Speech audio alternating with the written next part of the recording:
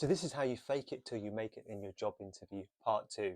And we talked about the perception of competence, the idea that it's not about showing how competent you are as you would do by doing the job. It's about creating this perception that makes people think that you are a competent person.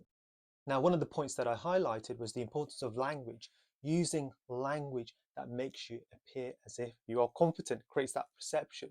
Words such as empathy, empowerment, engagement, collaboration, imperative, critical, crucial, vital, so on and so forth. However, most of you won't actually apply what I'm teaching you. Why? Because we see with TikTok, people just scroll through, take on good ideas, but don't actually apply them. And I want you to apply them. And so this is how you apply this to become good at this so that you can present yourself better in your next interview by showing yourself to have that perception of competence. Now, all of these words that I mentioned, you know the meaning of them. They're words that you fully understand. The problem is the difficulty of actually using this in the language, and particularly when it comes to an interview. So the first phase of this is actually making this language normal for you, particularly when you're in your job.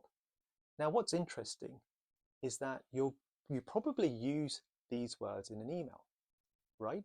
It's just that when it comes to saying those words, you don't say them.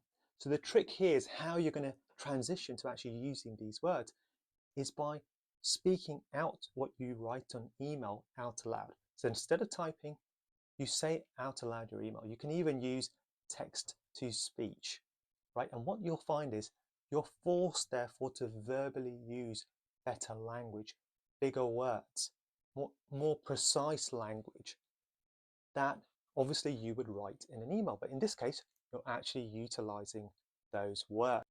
And so the transition to actually utilizing those words in the interview becomes far more easier.